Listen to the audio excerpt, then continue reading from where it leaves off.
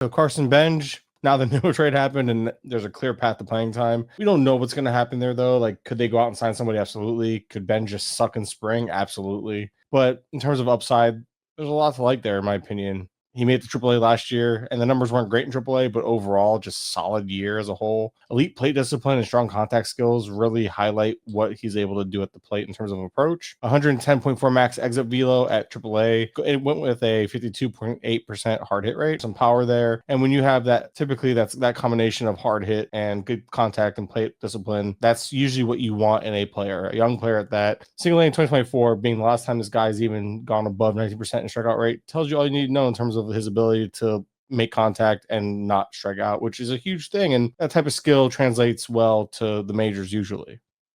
Again, I want to preface this. When it comes to the Mets, they have money to spend. It's still very early on, but they've even come out and said that Benj will have a chance to break camp with the team.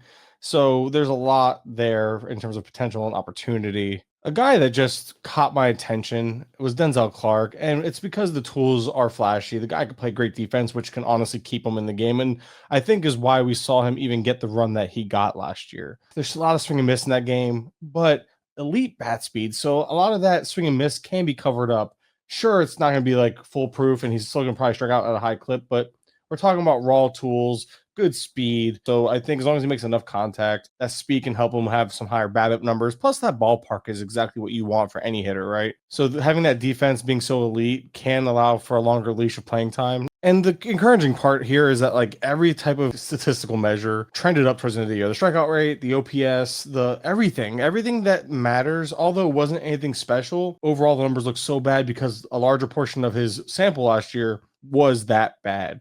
Well, this guy has a role with some intriguing skills. I just like what he offers in terms of potential. And a guy who's going to get more hype, especially now that he was already named on the RotoWire pod, was Justin Crawford. The guy has elite contact skills, and Crawford has no real issues with his approach at the plate. And if you see his splits, solid numbers against lefties as a lefty. So between the skill set in terms of just overall contact ability and all that, plus the ability to actually hit lefties from what we've seen so far, there's no platoon issues. And that's like a huge concern because Philly does platoon their guys. But Crawford should be able to handle a full-time role if given the opportunity.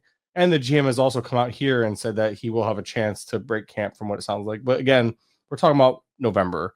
We're talking about a team that has been rumored to be in on Schwarber still, obviously, in on Kyle Tucker.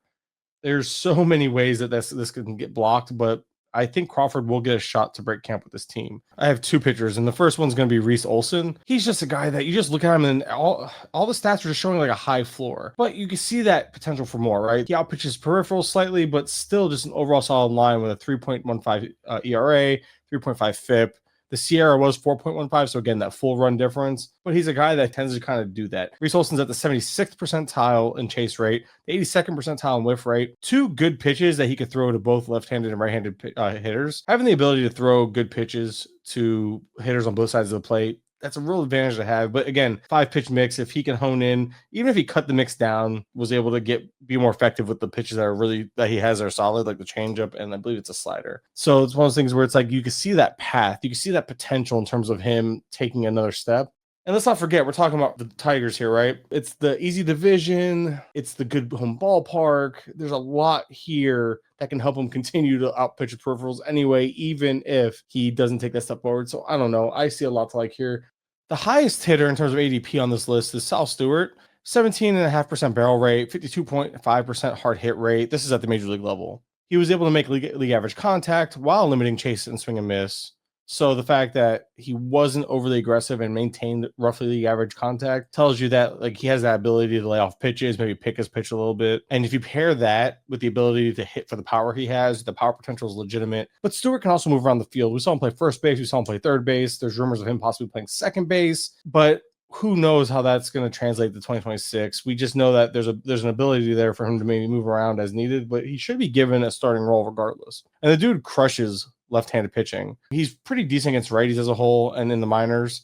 So there's not really platoon concern. Miguel Vargas is probably the most boring name on here. If Vargas is Benintendi from last year or Benintendi in general, that's fine because you see Benintendi, he makes it work. Yeah, the batting average is crap, and we saw Vargas hit like in the 230s last year. That could be where it ends up, not because he's not a better hitter than that, because a lot of the White Sox as a whole pull the ball in the air a lot, and Vargas is no exception to that rule. This dude has a pull air percentage of 23% for the second consecutive year. He's obviously buying into pulling the ball in the air, and this is a guy who makes overall just really good contact skills though. And I love an approach that the guy makes really good contact and he's able to purposefully pull the ball in the air more to produce more power. That's a win-win. I like guys like that. He was actually a plus defender at first base too, so I don't see why playing time would be a concern. This team needs the offense, needs first baseman. I mean, I know Kyle Teal's in the mix and all that, but Vargas played some third base last year too, and I think he's pretty safe for playing time. The last two names are guys outside the top 600, so we're talking 600 plus. But the first guy is going to be another Tiger, Matt Anderson. He finished in AAA and played second base and third base, which we know this team has needs in the infield. I know they got Glaber back, but overall, there's no reason why he can't play third base for them or move around the field. And he has nothing really left to prove in the minors. This is a big thing too. And Anderson's also, I think, 24 years old. So there's a lot there. Colt Keith I know Colt Keith's in the picture. Colt Keith can DH, Carpenter can DH, Carpenter can move the outfield. They have moving parts. They like to move players around. So I see a path to playing time there that maybe isn't a guarantee just yet. Like in terms of like when you look at the roster, he's not on the 40 man, but we're talking about a guy who's 24 years old already. So like the age is a huge factor for me here. And we're talking a very strong AFL showing. In AAA last year, Anderson had a sub 20% K rate, 135 WRC plus, 828 OPS, a 45.8% hard hit rate, a 767 OPS versus right-handed pitching in the minors. So that can be, again, there's a reason for potential platoon here, but we're talking about a guy who at least has a path to playing time,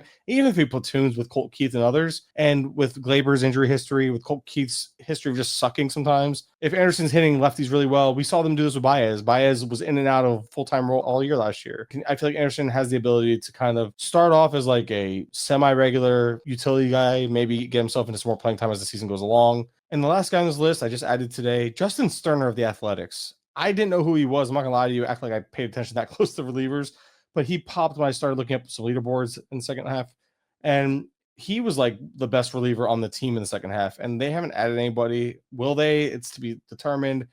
Tough to say. And that ballpark is scary. But in the second half of last year, Sterner had a 2.64 ERA with a 2.73 Sierra, a 0.85 whip, absolutely elite whip, a 24.6 K minus walk rate, buoyed by like a 29.7% K rate. So when you see that and you go and see a 16.2% swinging strike rate, but he's a righty, this team doesn't have like a clear option. Hogan was serviceable. Hogan was the only player on the team with a lower whip than him in the second half, but Sterner had the better Sierra. Sterner had the better swinging strike. Sterner had the second best whip on the team, and by far the best K minus walk rate. So it's just one of those things where there's a bullpen with a clear opening, right?